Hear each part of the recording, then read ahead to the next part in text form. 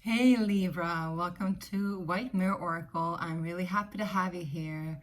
I apologize for the delay because the New Year's readings are all out and you're the last one up, but I hope that this reaches you in the perfect timing. I want to introduce my cat, Aussie. I have two cats, so I have Aussie and Sonia, and I have two kids as well, but they're not here today. And it's funny because one of my daughters, my daughter, she's Libra. I always tell you that. I also have a stepsister, she's Libra, and a stepmom, she's Libra, and have had a lot of Libras around me. All right. Plus, I have my South Node in Libra, so that's where I feel most at home, you guys. Now, the question is rather for you that's popping up. We're starting off channeling here before we even begin to do the reading. Is like, where do you feel most at home? Where or how or what is the necessary circumstances for you to feel most at home? And not necessarily, I'm also hearing it doesn't have to be like at ease or at peace with something, because sometimes when we have attachment to what is comfortable, what is home, the pain and the suffering can also be a comfort zone, I'm hearing. So maybe some of you need to just check in with yourself, like what is your connection to the theme of home? And what is your connection to the feeling of home? And maybe there are things that changes now. Maybe you're letting go of certain attachments that you had before, certain patterns that you had before, what you felt comfortable in before, you no longer do. Maybe you're just setting different boundaries, I'm hearing too, in regards to what is okay in your home space, right? And also how you relate to it, I'm hearing. And with that being said, let's see, we got Libra, and if you're Libra rising, Scorpio, it means that, you just had Pluto exiting your fourth house, which is your home, right? Home and family. So there might have been a lot of changes there, and you might have had a lot of difficulties the last 16 years or so, and there might have been like a constant discomfort, I'm hearing, or a constant like tug of war almost in the relationship to what home is. Like you have an attachment to this little bit of unease, and now that things are different, now I'm hearing now that things are more like at peace and at ease, things just start to open up for you, Libra. I really like this because, you know, you represent relationships, and what better way to like cement our relationships and learn about ourselves in regards to relationships to others, but in the section of home, right? So now Pluto is entering your fifth house, which is children, creation, flirtatiousness, creativity, arts, animals, pets, right? So there might be some changes there, but as long as you have your fourth home, maybe you're moving home, maybe you're moving and you're going into your fourth home. Maybe as long as you have your fourth house stable, then transforming the fifth house is actually very beneficial because it can lead to a lot of good stuff. You know, transformation doesn't always have to be uncomfortable and bad. It can be really interesting stuff too. However, Pluto comes to us to bring up the shadows. So shadow aspects might arise in the fifth house. Now, let's introduce a little bit of what's gonna go on and go down and go up today, all right? So today we're gonna do a little bit different. Usually we do a timeless reading, right? And I'm gonna go into them soon. I just wanted to do like special occasions, readings for you that are like time-oriented. This reading is for December, which has already begun, as you know, January and February. And we're going to take a look at, with oracle cards, what is the energy for each month. They may overlap each other, so we'll see what happens, right? And then I'm going to start with 1 or 2 oracle cards that will represent the general reading and the transition between the old and the new, regards to new year. And that will also represent the January energy, because that's also like what I would say is the transition when we go from the old, we're leaving the old in December, right? And then we're moving into the new. However, take what resonates, right? And leave the rest. Okay, let's get started, you guys. And if you haven't subscribed already, make sure to do so. Really, really appreciate your presence here. It helps me to grow. And yeah, it helps everyone to know when a new reading is up. Yeah? Interesting. All right, so I'm hearing looking through the looking glass, something about Alice in Wonderland. Maybe you've gone on a journey deep below. I'm hearing, at least you're seeing things from a new perspective. I'm hearing. We got glass as your energy, and a lot of different signs have had this as their energy, actually. Even if it hasn't been in January, it's been there. It's been there for sure. And it's all about seeing things clearly, finally. Maybe you've had difficulty in seeing things clearly before, and now you can, whatever it is in regards to, right?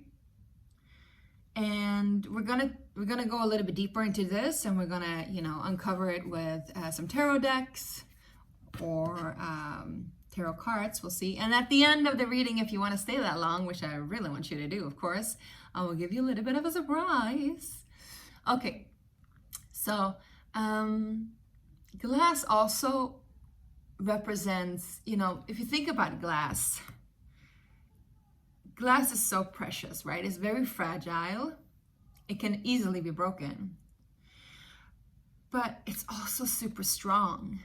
It can, you know, help us to see things that we weren't able to see before. It can help us to see the beauty in things that we weren't able to really grasp with our minds. It can also help us to open up new horizons, right? And if you think about marbles, I'm hearing marbles, glass marbles, they're not that fragile. Yeah, they can be chipped, but they won't break. It all kind of depends on the shape, right? So also I'm hearing not everything that you look at as precious will initially break. It is safe for you to appreciate the beauty of the things that you treasure, all right? It is safe for you to appreciate the beauty of the things that you treasure. Wow, that's deep, my loves. That's deep. So maybe you've been afraid that things that you hold as your own or that you hold as comfortable will break, because they have broken in the past, right? And even if they do break, you know, remember that glass is kind of infinite, right? What is it made out of? It's made out of sand. And sand is literally like turned into fire or like heated up to such a high degree that it melts into another shape. What is sand? Sand is earth. So is earth together with fire. So it's, you know, wands and pentacles energy. It's creational energy. It's life force energy. It's also what stabilizes us and grounds us. And like I said, again, you know, we have the fourth house being the stability now. It hasn't been for 16 years, my love. 16 years. What happened 16 years ago? What happened 2008? Let me know in the comment section down below if you want. I know what happened for me, but I'm not I'm not Libra rising. I'm Cancer rising.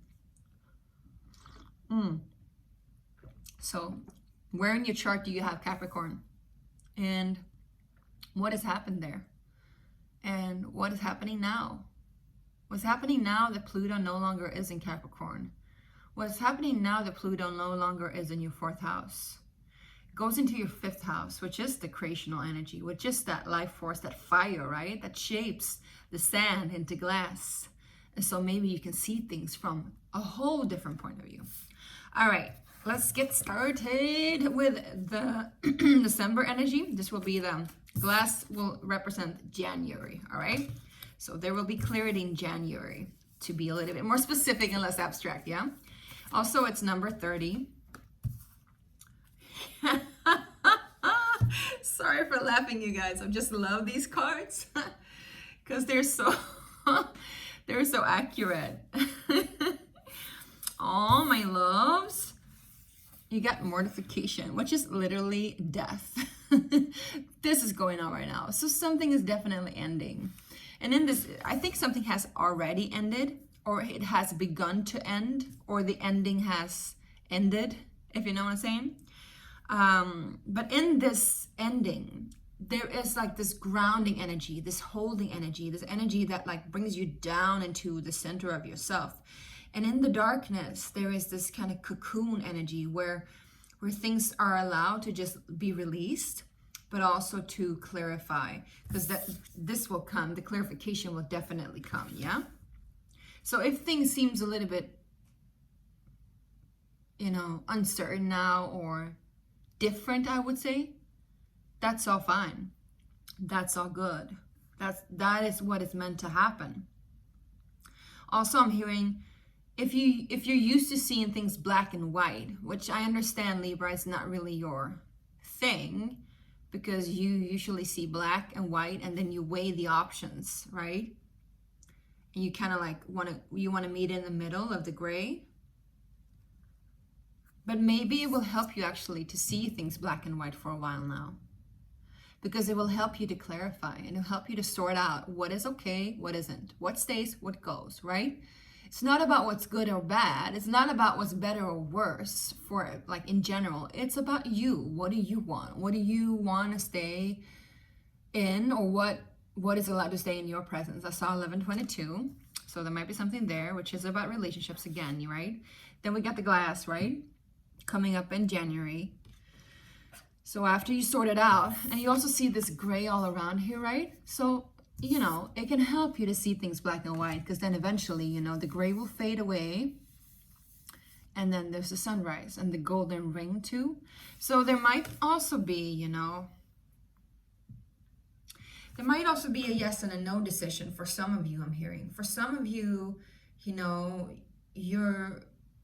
either you are asking yourself or somebody is asking you whether or not you want to commit to something. It can be a marriage, because there is a ring here, obviously. But it can also be like a relationship of any sorts.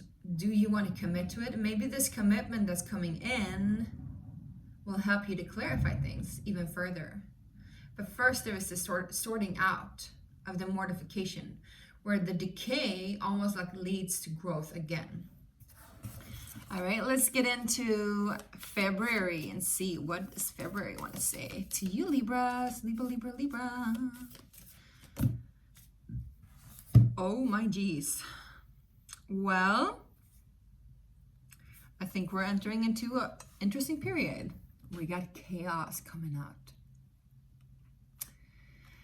Oh, my loves. Well, you know, chaos is actually... We tend to look at chaos as something really bad. I just saw 13. We tend to look at chaos as something really bad, something really stressful, something really harmful, something really dangerous, something that is uncommon for us, something that is, you know, not right or not usual, I would say. However, I feel prone to say here that chaos is also, like I saw 31 again. Chaos is also the divine feminine, you know. Chaos is only harmful for those, okay, let's see how I can put this. I actually did a writing about it, and I think I even posted it on YouTube, so you can check it out about chaos. It can be helpful. So when we have a structure, right, we have rigid orders. This is the Saturnian energy, right? We have rigid orders. We have very like structured routines and rules and regulations, right? And then when something comes in, Uranus, which is Aquarius, right? We got Pluto in Aquarius. This is Uranus energy. Comes in and just disrupts this order. It can be overwhelming. It can definitely be overwhelming. It can be painful. It can be sudden. It can be a shock to the system, kind of like the Tower energy. However, it depends on how you look at it, right? Because it's only these structures that are being like torn apart for them, and for those who treasure them, and for those who want to hold on to the past and hold on to this rigidity. For those people or those individuals, or for that energy, it is harmful. It is dangerous, because, you know, what is on the other side of it is the unknown. And no matter how many rigid structures you have, you cannot control the unknown. You can never control anything, actually. Chaos comes in and asks us to let go of control and to step into the unknown, which is the divine feminine to a certain degree, where her beauty and her grace is not only like the light and the airy fairy, but it's also the darkness, the unknown, the untapped mystery of life, right? The untapped potential of creation even. It is a very, very strong energy that you're dealing with here. And it comes in to tell you that something needs to change, whether you like it or not. And if you're going to embrace this change, well then, you know, this is going to be very beneficial and a little bit fun even. But if you don't embrace this change, you know, it can be really difficult and it can be really tumultuous. And you might need to find a way to continuously ground yourself and ground energy.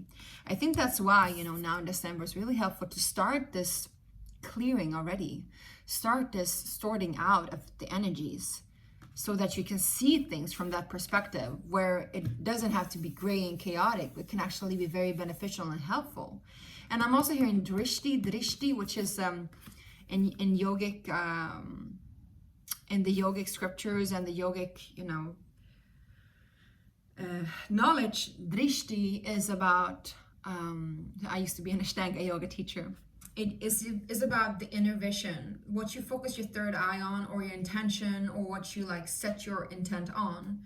So I think this is also helpful when this chaos comes along and just shifts your whole energy, shifts the whole circumstances around you. Keep your eyes on the prize, I'm hearing. Keep your eyes on the prize. All right, my loves, let's go into the clarification, okay? Now this reading is going to be approximately 30 minutes. Might be a little bit shorter, might be a little bit longer. We'll see. And then I'm going to head back to the shorter, the short, carefree, je ne sais pas readings, right? I'm going to go back to the timeless readings because I've been so full of stuff to do lately that having time-oriented readings is just, you know, it's just been a little bit too much for me. But I love to do readings for you. And I love to connect with you. All right, hit that like button if this resonates. Let's go on to, what is mortification? Please clarify, Spirit. Well, I just feel I need to actually, let's shuffle a little bit more. Shuffle, shuffle, shuffle.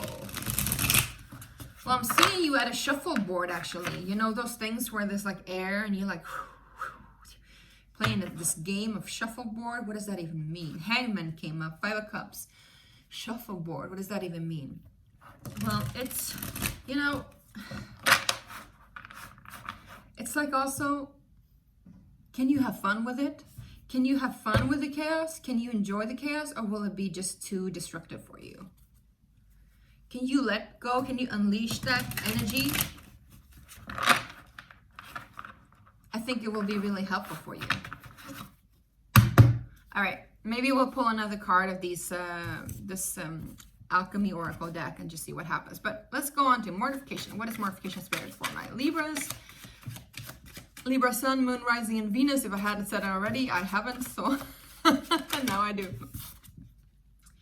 Well, we got the Empress card energy. Interesting. So the Empress, well, here I think it is Virgin Mary, right? Or Mary Magdalene, maybe. I think it's Virgin Mary. But it represents, you know, the sacredness of motherhood, but also sacredness of creation and creational power. And the mother, she rules over the home because it's Cancerian energy, right? Which is the 4th house. But then also, you know, she rules over representation of, 5th house energy, which is creation and children and animals and pets and all of that, right? So it kind of connects with that energy that I spoke about before. Also, this is a Taurian card, and this is a Libran card because this is Venus represented here. And Venus very much stands for, you know, what is the beauty in life? What is the things that makes you feel lush and makes you feel like surrounded by this lushness and this grace, and also what is your relationship to it? Can you keep on being grateful for it? Can you keep on saying thank you for everything that you are receiving? Or do you just want more? That's what I'm hearing too. Because the Empress, she doesn't want anything really. She's just sitting there. Well, now she's not technically sitting, but she's, you know, she's just there receiving. Receiving and creating. And then we get the Two of Swords in reverse, which talks about almost like a choice that needs to be unmade or undone. I'm hearing Come Undone with Robbie Williams.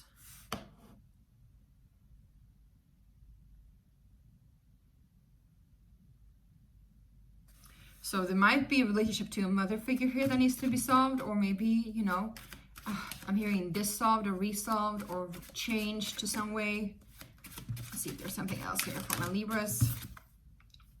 King of Coins.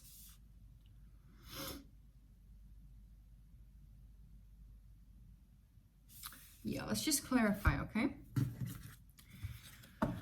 So it's definitely about, you know, wealth and abundance, and something here needs to be undone in regards to wealth and abundance. I'm just curious of what it is. So we're going to go ahead and pull a clarification card for that. Bear with me. Because the King of Coins usually, you know, represents, you know, a masculine energy that, you know, has everything in check. It's a slow growing energy. It's stable, but it's also always present. It's always there. It's something you can count on for sure, you know, until the end of time, I'm hearing. And, you know, here is the turtle, and the turtle usually represents the world, right? And he has, you know, the gold on his back. He has the growth on his back. He has the pine tree. And pine energy is very masculine energy. But then we have the moon here, which is interesting because it's also like feminine energy. And we do have the moon in all of these, at least these two cards, which is also like intuition. So there's something about your worth and your value and the lushness of life all around you that is connected to your intuition. And if for you, in order for you to like, you know, unchoose something or choose something, in order for you to find that center in between the choosing, the balance, right? That is you, that is Libra. You need to tap into that intuitive insight, I'm hearing. What is the Two of Swords in reverse, please? Whoa, flying high. Wait a minute. Well, I was just talking about the moon, you guys, and it showed up. So it's definitely, I don't know if it's something that needs to come undone, but I do think that you don't have to be in your head about this. When it comes to a choice of back and forth, like what stays, what goes, what can I grow with, and what is just dead and gone. When it comes to like receiving what it is that you want and what keeps you growing in life, use your intuition, I would say. Because maybe, you know, the Empress and the King of Coins, the King of Coins is a provider, but so is the Empress, right? So it's also about giving and giving and giving. But that energy of the feminine is asking you also like about the unknown, to like use your wisdom of the unknown. Not everything needs to be given energy to, because then we end up in the reversal. Then we end up in like mortification energy, which is death energy. Might be that you're dealing with some Scorpio here. Just saying. Can we get clarification on the clarification? Can we? Maybe something needs to be really cleansed. What? Can we get clarification? I'm saying it wrong again. Clarification. Chloride. Interesting. Can we get clarification, please, on the mortification energy and the death card? Yes, Knight of Wands, Ace of Cups. Yes, that's what I'm saying, you guys. I think you've been just giving and giving and maybe over giving to some degree, and it's just been taking a toll on you. And maybe your heart needs to like enter a space where you feel like lush and abundant again, where you tap into that intuitive feminine side, where you just take care of your like unknown, the unknown part of you. Maybe the dark side of you will actually keep you in check, I'm hearing. Maybe the dark side of you,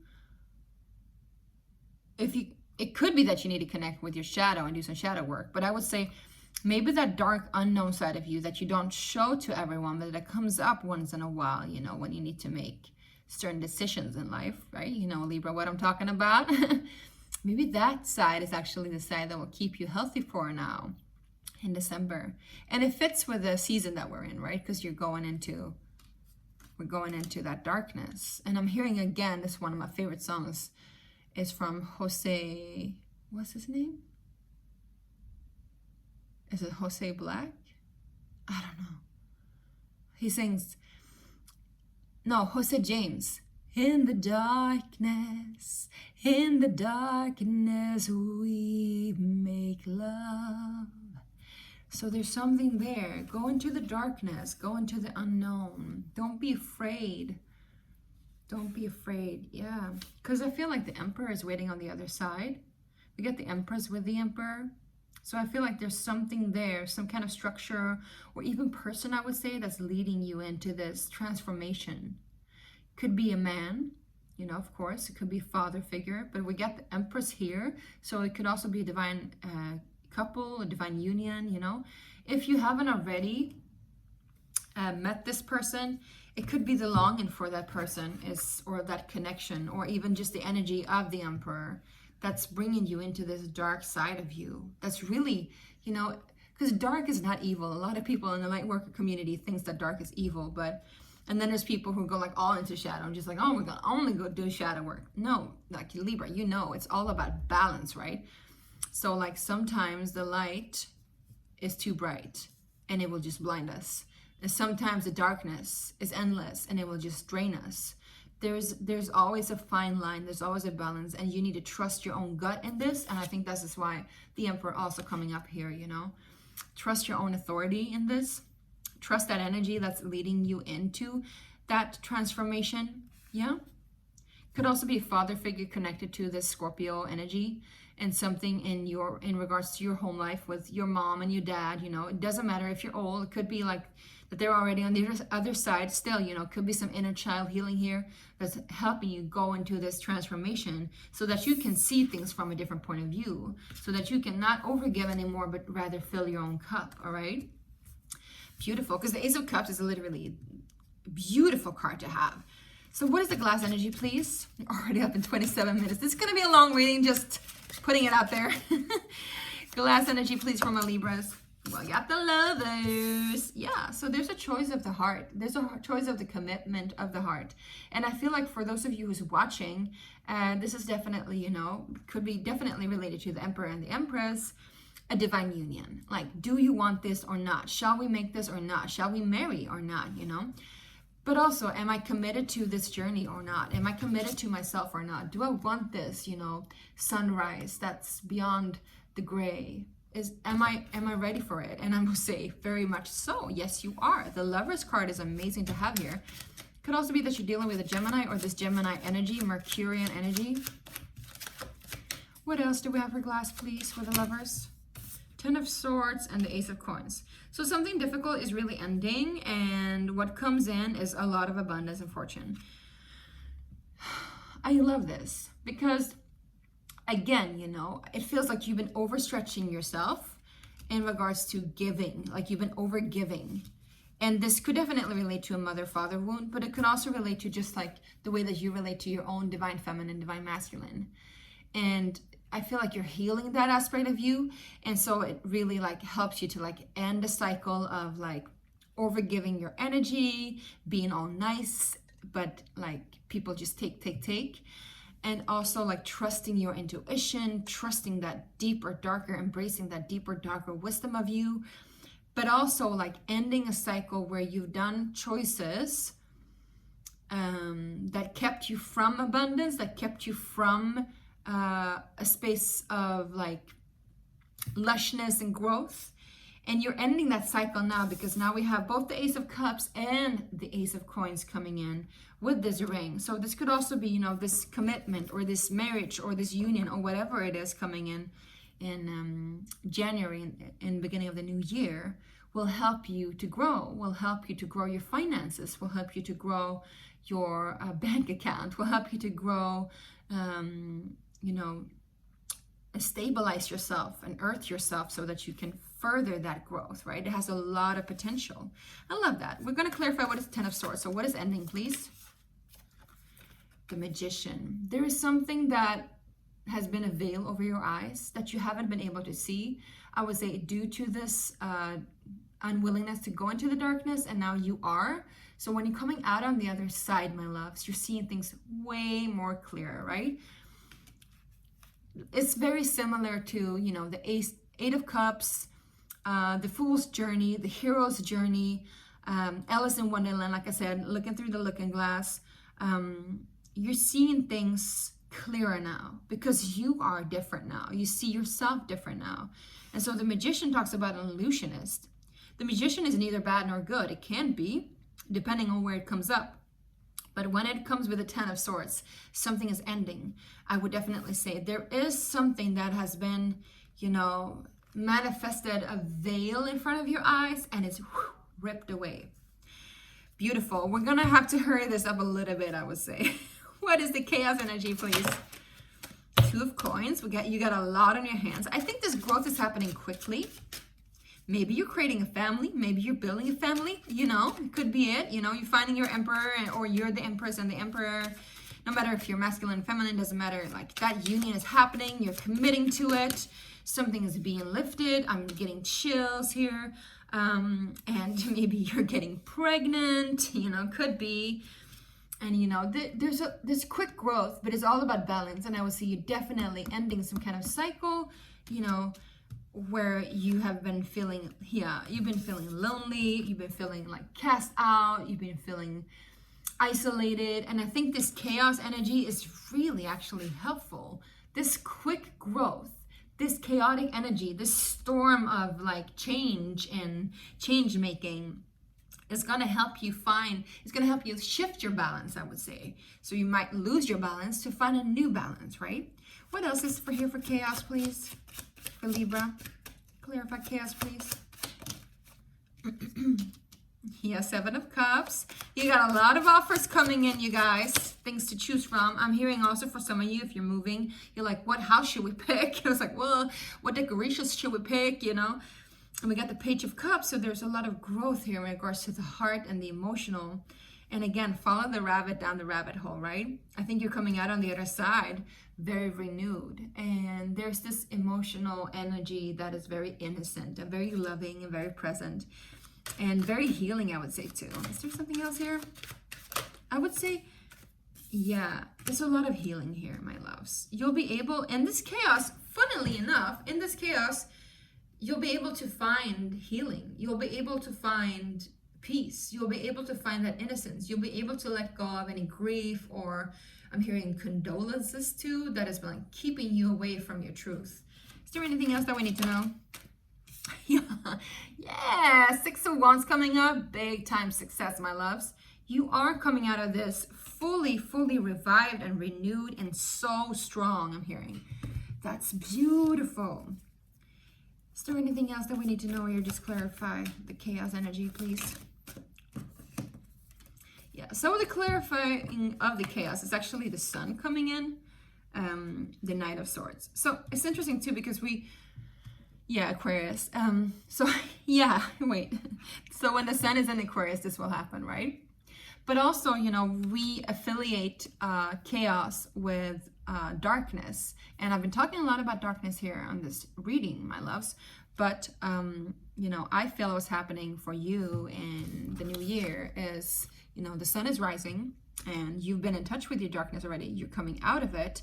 And now what is chaotic is that there's just so much light. There's so much light. And what did I say? The light can blind you sometimes. So you'll be able to you won't be able to fully find your footing, because it's just going to be so much light coming in, so much abundance, so much offerings. You are going to lose track a little bit of where do I stand. But this is all good. I'm seeing this is very healing for you. Don't be scared. Spirit is with you, and you'll be able to let go of a lot of grief, like I said, and you're coming out of this so much on top of things, right? Thriving, I'm hearing. All right, now to the little final surprise. So for 6 years, I've been working on a project called the Sacred Space Prayer Cards, and now I finally printed a prototype. Da-dun, da-dun, da-dun. this is the box. The actual box that it will go into printing, if you purchase it or when we get it printed, it's going to be a little bit thicker and it's going to have less gloss, so more matte linen finish. And these are prayer cards. I call them prayer cards because I believe that having a conversation with life is a genuine prayer. You don't have to actually sit down and pray. Having a conversation with yourself, what you want, having self-love practices and self-love rituals is a conversation with life and with God, or whatever you want to call it, right? It is a form of living prayer. Sacred space for me is a space that you can find yourself fully relaxed and at peace and in acceptance in. So there's a link down below in the description box to my Kickstarter campaign, which ends the 11th of January on my birthday. And I would love nothing more for you to pledge, make a pledge, get a reward. One of the rewards is that you can get your own deck, and this exclusive, because I will like sign it off and give you a little bit of gifts. The first hundreds will have a small surprise with them. There are 42 cards, and each card has a mantra, a meditation, and a medicine, which is like more poetic energy. So you can like read it as you want. You don't have to use it as oracle deck. You can, but you can also use it as just like, you know, watching art that inspires you. So these are the signs. And if you go into the link, you'll find all about it. You'll find a video on what they look like, etc., etc. So let's see, what does the Sacred Space Prayer card want to tell you today? What card is for you for the new year for Libra? Coming out quickly. Whoa, I feel like we're gonna have two. Yeah. So this is the one that's interesting. It's called Faith, Hope, and Courage. I think this is definitely what you need. And maybe you've lost faith, I'm hearing. Maybe you stopped believing in yourself to a certain degree, and now you start again. I'm hearing. Faith, hope, and courage. The other one is mirror effect. So you might have someone in your life, could be that union that I'm talking about, the Emperor, Empress energy, the Lover's energy, that is mirroring you, that is helping you to see yourself and for you to fully love yourself too, because it's not like all about shadow work, right? It's about also like being able to appreciate all that you are as you are without trying to change anything, right? Let's read about faith, hope, and courage. And this is number, let's see, is it number 40?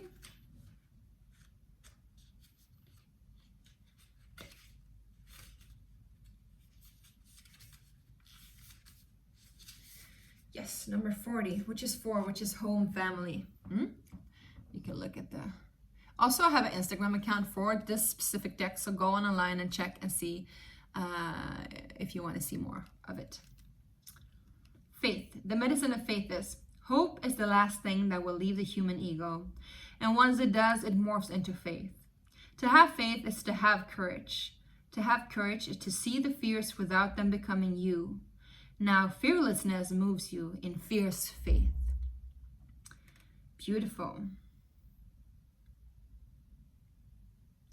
Talks about the illusion of hope and having blind faith. And blind faith moves you in places where you're not really fully in acceptance. You're kind of like hanging on to that last hope, right? You want to believe that it's going to be real, but you just somewhere down deep inside, you're not. However, true faith is about that you know and you trust that things will go accordingly, and you cannot change it. You cannot make it happen. It will happen exactly as it shall happen. Faith is also like acceptance of the now so that the next now can come in. Let's do the mantra. And the mantra we can use as affirmation as well. I let go of any illusion that blinds me. I know that I am loved, I am held, I am protected, and I am divinely guided. I witness my fears detached from my being. I am sovereign in this fierce faith. I am, I am, I am. I think that will help you. I am, I am, I am. So it's about courage too, I would say.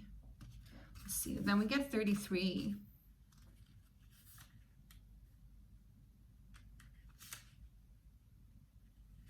Was it 33? No, sorry, it was 13.